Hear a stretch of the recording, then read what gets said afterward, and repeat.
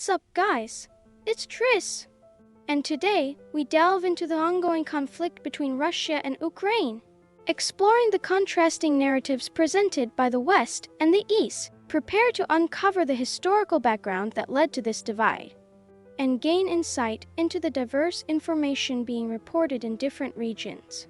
Get ready for a thought-provoking journey as we examine the reasons behind this global polarization. In 2022, Russia's invasion of Ukraine sparked a war that continues to this day. A fundamental factor contributing to this conflict lies in the stark divergence of news coverage between the West, predominantly the United States and the United Kingdom, and the East, with Russia and China as key players. The West and the East present the same events from vastly different perspectives. To comprehend this disparity, we must understand the historical origins of the West-East division and the kind of information reported in the East, particularly concerning Russia. If you find this video interesting, it would be great if you could support us by hitting the like button. Now, let's get started. The world today is divided into three major factions. The West, centered around the United States. The East, encompassing Russia and other Eastern nations and neutral countries. During the Cold War, the United States and the Soviet Union, the two superpowers that emerged victorious from World War I, found themselves in a tense standoff, fearing that direct confrontation could result in global destruction. Japan, having lost the war and occupied by the United States, found itself aligned with the West at that time. Although the United States and the Soviet Union never engaged in direct conflict, they fought a fierce battle for influence, competing to gather more allies across the globe. Recognizing the growing power of the Soviet Union, the United States devised a containment policy. One prominent aspect of this strategy was the Marshall Plan, an extensive economic aid program aimed at helping war-devastated Europe recover. 16 European countries accepted this substantial aid package, bringing Western Europe closer to the United States. In response, the Soviet Union introduced similar policies such as the Moscow Plan and the Warsaw Pact organization, while Eastern Europe implemented the concept of the Iron Curtain, further deepening the division between East and West. Instead of direct confrontation, the United States and the Soviet Union engaged in proxy wars, with the Korean War and the Vietnam War serving as notable examples. The Korean War erupted in 1950 when North Korea, backed by the Soviet Union, invaded South Korea, which had United States support. As the Cold War escalated, both sides established separate governments in North and South Korea, leading to a prolonged conflict. The war escalated when Chinese volunteer armies and United Nations forces, including the United States, joined the fight. Despite its scale, the war ended in a draw, leaving a lasting source of instability in East Asia. Similarly, in Vietnam, the North, supported by the Soviet Union, engaged in a battle against the United States-backed South. As the South faced significant setbacks, the United States, feeling threatened, decided to deploy a large force, leading to intense fighting. Vietnam suffered heavy losses, but the Soviet Union refrained from direct involvement, and eventually, the United States forces withdrew, resulting in a defeat for the West. Up until that point, the Eastern Bloc led by the Soviet Union held a slight advantage. However, in the 1980s, the Soviet Union rapidly declined due to an economic crisis, rendering them reluctant to confront the United States.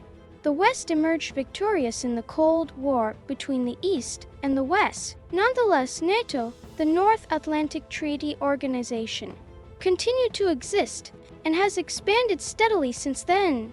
According to the principle of collective defense, if any NATO member country faces an attack, all member countries must take necessary measures, including immediate military action.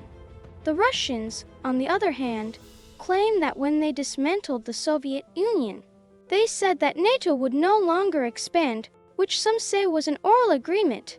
But international law says that even an oral agreement is valid. So in essence, from the Russian point of view, the Americans are breaking their promise.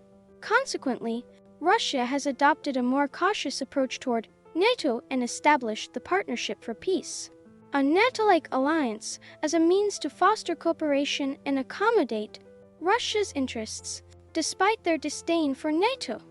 However, the issue of Ukraine potentially joining NATO reemerged, prompting Ukraine to express concerns about being caught in a contentious position between NATO and Russia. Ukraine preferred to join NATO instead of aligning with Russia to avoid complications surrounding overdue gas payments. To grasp this situation fully, we must examine the oligarchs, powerful conglomerates that emerged after the Soviet Union's collapse. These oligarchs, who became wealthy by acquiring companies at the opportune time and turning them around, wielded significant influence over politics and media. Some oligarchs resorted to deception, manipulating public opinion in favor of their own interests. Once their deceptive practices were exposed, public sentiment turned strongly against them. It is this background that contributes to the popularity of Vladimir Putin in Russia. Moreover, GDP, the total earnings of a country in a year, reveals the extent to which Ukrainian oligarchs controlled wealth. During Yanukovych's presidency, Ukraine aimed to sign an economic agreement with the European Union. However, the negotiations proved challenging, and Yanukovych decided against signing the agreement. Different interpretations exist regarding the reasons behind this decision, including claims of overly strict co. In response, citizens who aspired for EU membership initiated large-scale demonstrations in the capital, leading to riots involving heavy weaponry and Molotov cocktails. Eventually, Yanukovych fled by helicopter, marking the beginning of the Maidan Revolution in 2014. Nevertheless, perspectives in the East present a contrasting narrative, suggesting that the revolution lacked democratic roots and was initiated by oligarchs and the United States. According to the Eastern viewpoint, the oligarchs financed and armed troublemakers to disrupt every step of the revolution. From a Western standpoint, this narrative aligns with Russian talking points. Interestingly, Professor Ivan Kachanovsky from the University of Ottawa analyzed the evidence and concluded that oligarchs were indeed involved, and the revolution was premeditated, and government officials. He even asserted the involvement of American politicians. For instance, Victoria Nuland, a senior American diplomat responsible for European and Eurasian affairs at that time, frequently surfaces as a controversial figure. One day, an unexpected audio call, purportedly involving Nuland, was leaked on the internet. The call was with the United States ambassador to Ukraine and shed light on various aspects, including the selection of Ukrainian government nominees. These revelations hint at a possible involvement of the United States in orchestrating the revolution at every step, leading to the rise of a new Western-aligned government in Ukraine.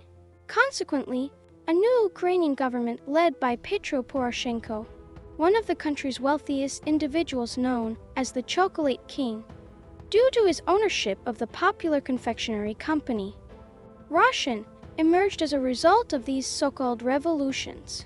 Poroshenko announced Ukraine's intention to join NATO, which carries significant implications for Russia and pro-Russian Ukrainians, as well as Ukraine as a whole. In response, the pro-Russian population in eastern Ukraine launched an opposition movement, met with forceful suppression by the pro-Western Ukrainians and their American allies. While the West places blame on the United States and Ukraine, and the East accuses Russia and Putin, the internet becomes a hub of confusion, leaving neutral countries to contemplate the situation.